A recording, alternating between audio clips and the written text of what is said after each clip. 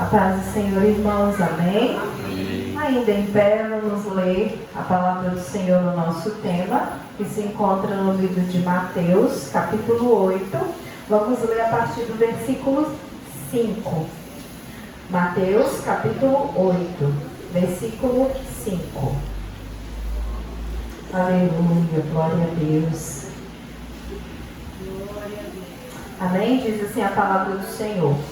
Tendo Jesus entrado em Cafarnaum, um centurião se aproximou dele, implorando: Senhor, o meu servo está na minha casa, de cama, paralítico, sofrendo horrivelmente. Jesus lhe disse: Eu irei e lhe darei saúde. Amém? Os irmãos poderem sentar. Que alegria, né? Poder estar aqui na palavra, falando um pouco mais da palavra do Senhor juntamente com a igreja. É um motivo de grande alegria para mim e que o Senhor possa falar aos nossos corações, amém? E antes de entrar na palavra, eu vou tentar ser bem breve, mas eu queria testificar de uma bênção que o Senhor me concedeu por esses dias. Essa bênção, ela veio de duas campanhas, porque, como a gente sempre fala, o Senhor sabe a hora certa de fazer. Então, às vezes a gente faz uma campanha, 2, 3, 4, 5, mas o Senhor só vai lhe dar na sexta, né? Mas aí é onde entra o perseverar. E na campanha de janeiro, né? Que é a campanha pedir, pedir e dar-se-vos-á. E aí eu coloquei esse pedido nas mãos do Senhor. Eu falei para o Senhor: Senhor, eu quero fazer um estágio na área que eu estou fazendo faculdade. É o meu sonho, o Senhor sabe disso. E eu não peço muito não, irmãos. Eu falo assim: Senhor, eu quero assim, desde que não atrapalhe eu ir para os cultos. Por que, irmãos, eu falo isso? Porque a Lilian é metida? Não, irmãos, é porque eu pedi para o Senhor. Lá atrás eu falei: Senhor, eu quero estar em todos os cultos. Então por que eu quero um serviço que vai me atrapalhar, né? Se eu pedir para o Senhor. E aí eu falei: Senhor, só não deixa atrapalhar os cultos, mas eu quero trabalhar na área que eu estou fazendo faculdade. E ano passado o Senhor me permitiu, né, fazer um estágio obrigatório da faculdade. Eu fiquei ali um mês, mais ou menos, até na sala da Dudinha. Foi muito bom, foi assim, só para dizer, é isso mesmo que eu quero.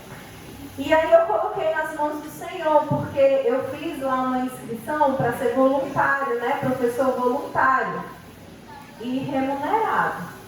E aí eu fiz essa inscrição com 300 mil pessoas fazendo, né, irmãos? E aí eu falei: Senhor, está nas tuas mãos. E nisso a gente fez, se eu não me engano, foi em novembro. E aí foi passando. E eu: Senhor, mas cadê? E veio campanha, e eu botei ali o pedido, aí veio a campanha O Deus do Impossível. Eu falei: vai continuar o mesmo pedido, Senhor, mais outros, né? E aí eu falei: Senhor, eu preciso e eu quero, é isso que eu quero. E a gente, quando faz essas inscrições para ser voluntário, você tem 2 períodos, manhã e tarde. Então a probabilidade de você conseguir na mesma escola manhã e tarde é difícil, né? E aí veio uma proposta para mim lá no Mutirão, e eu falei que não queria, porque eu queria um lugar mais próximo da minha casa. E aí, para honra e glória do Senhor, passou-se um pouquinho de tempo, o Senhor fez com que eles me ligassem e me dessem essa proposta de trabalhar na escola nos 2 períodos. E aí, acabou que deu uma confusão lá na hora, mas o Senhor não faz nada pela metade. Aí o Senhor falou: tá bom, não vai dar para você ficar na mesma escola, os 2 períodos, mas tem uma creche do lado, você vai no outro período para lá. Irmãos, e assim, eu estou maravilhada com o meu Deus, porque eu consegui nos 2 períodos, consigo numa escola que é muro com a creche. E o que eu estava preocupada, a questão de transporte. E aí o Senhor proporcionou um transporte para os professores. E eu vou e volto para casa de ônibus, me deixa na porta. E assim eu chego a tempo de estar na igreja. E isso é Deus, irmãos, que faz. Para os irmãos talvez seja uma coisa assim pequena, mas para mim, que é o meu sonho, é muito grande. E eu sei que o meu Deus tem muito mais para mim. E eu estou aprendendo muito, eu estou conhecendo vários tipos de criança. E eu estou lá, eu fico com todas as crianças, mas eu tenho algumas crianças que são autistas, são especiais, precisam de uma atenção a mais. E eu estou aprendendo demais com essas crianças, vocês não têm ideia.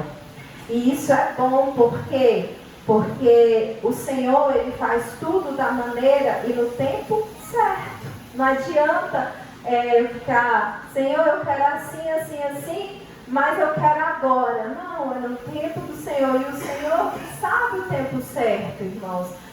Vocês sabem que o Renato, Jennifer e Sandra adoeceram por esses dias.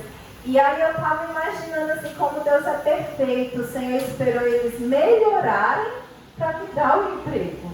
Porque se eu arrumasse o emprego, quem ia cuidar dos meus filhos e do meu esposo? Então o Senhor faz tudo perfeito. E eu quero dizer através deste testemunho, de um dos testemunhos que eu vou testificar aqui, mais para frente eu vou ter outros testemunhos, mas esse que você persevere, continue. Eu estou sei lá, desde quando a Stephanie começou as campanhas, tem que um ano e tanto já, né? E às vezes você não ganhou aquilo que você pediu. Mas persevera, continue, sabe? Peça mesmo assim com fé e fala, Senhor, eu quero. Mas, como o pastor sempre fala, saiba pedir, porque o Senhor não vai te dar nada que te afaste dele. Amém?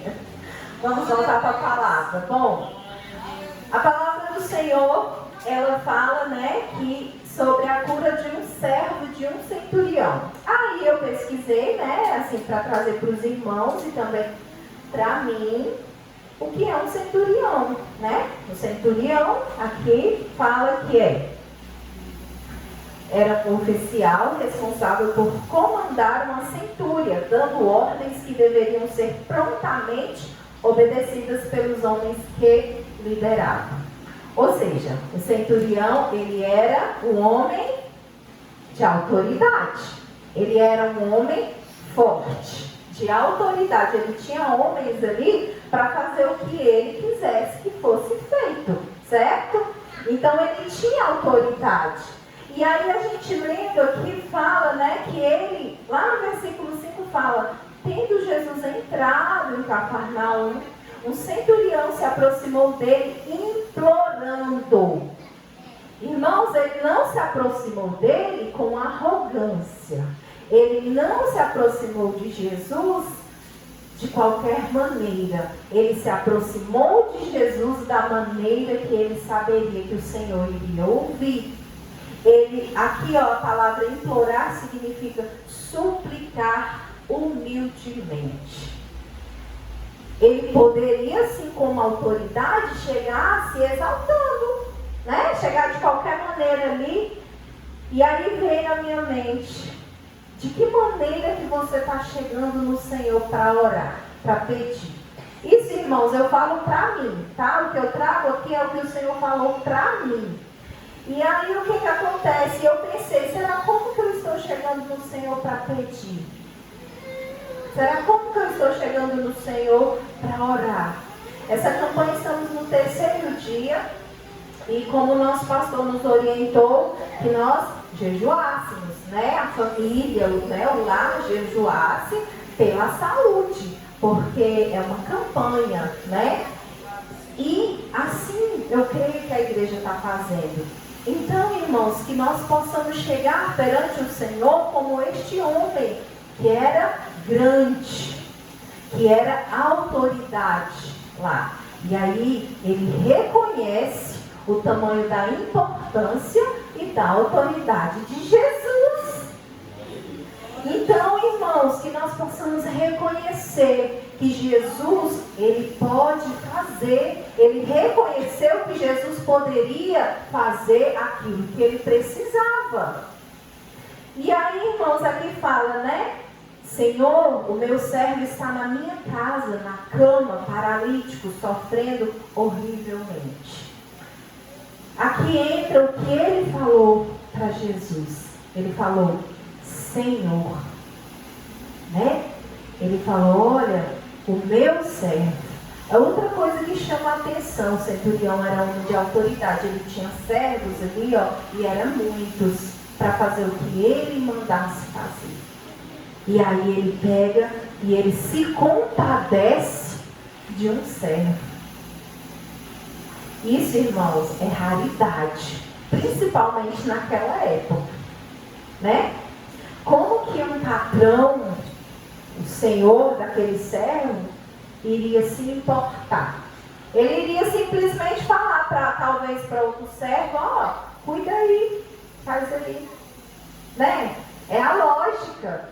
Mas ele mesmo foi em pessoa a Jesus e falou, o meu servo. Ele se compadeceu porque o servo estava paralítico e sofrendo. Terrivelmente, horrivelmente.